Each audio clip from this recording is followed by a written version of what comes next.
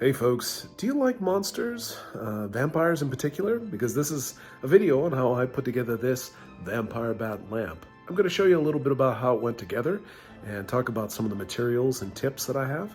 If this is your kind of thing, check it out. I went to my local thrift store and bought a lamp for $5.99.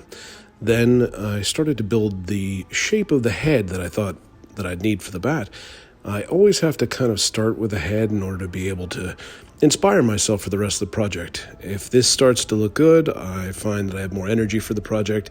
If I don't like it, sometimes I'll abandon it and start it again later. I covered the tinfoil in some monster clay and then used some eyes to mark out where I wanted the eyeballs to be later. I decided I wanted to cast this in latex. I feel like latex gives the most interesting and realistic looking skin, and I wanted this bat to look sort of realistic.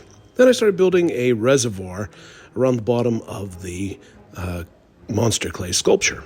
The reservoir is built from wet clay, and it goes right to the bottom of the sculpture so that you don't get any of the plaster underneath it.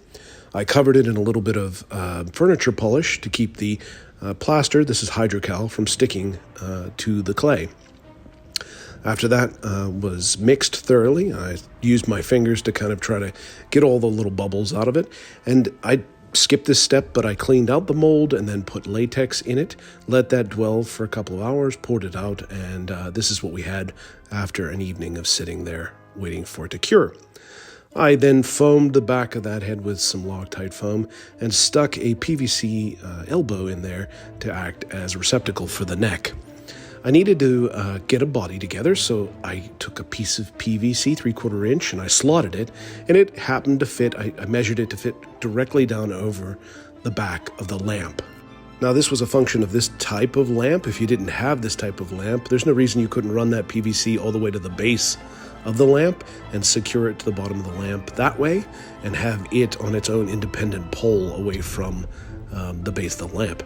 I started building out the body, the wings rather, with some additional different lengths and sizes of PVC. I was using different sizes that didn't necessarily fit together because I wanted to taper those wings out as they got smaller and smaller.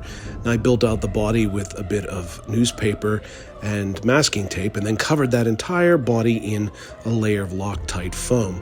If you haven't seen this technique before, you simply cover it in the Loctite foam, spray it with water, and after 3 minutes you can sculpt it into a hard, pretty durable skin. I continued to add different wing fingers to the bat until I had what I felt was a realistic looking set of wings. Here he was, almost finished in the structure piece of it, of the build, and then I covered the entire base and all of these fingers with some latex. Next, onto the webbing between the fingers, I took a page out of Dan Reeder's book and took some fabric, dipped that fabric, porous fabric, in some PVA glue and then draped it across the fingers, allowing it to dry. It adhered itself and became rather stiff. And then I could just take a pair of scissors and come back and trim that to look like bat wings. That was simple in that position, but in order to be able to do the front-facing wing, part of the wings, I had to flip him upside down and put that cloth on the inside so as not to lose the detail. Same process, and then just simply trim off the webbing between each of the fingers, and you have your bat wings. Now, I did cover those in a layer of latex as well, and you can see it added a lot of thickness and interest to the wings as well.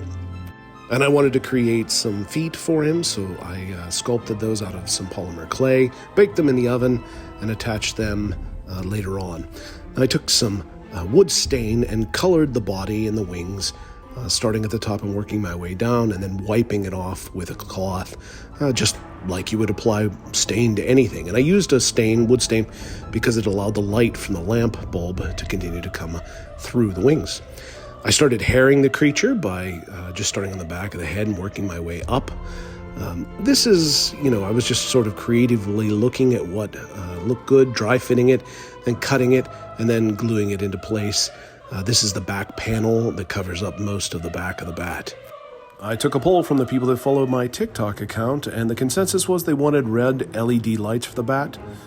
So I threaded a piece of stiff wire through the eyes after drilling a hole, and then use that to guide the LEDs back through, attaching them then to a battery pack. The base of the lamp was pretty straightforward. It was just some Halloween bones I had from various things that I combined, based out in some black and then highlighted with some various bone colors. If you like this sort of thing, please consider following along. Ask any questions you might have in the comments. I do enjoy making these monsters, and I love to hear what people think of them. And I hope that you enjoyed this video very much. As always, I wish you happy haunting.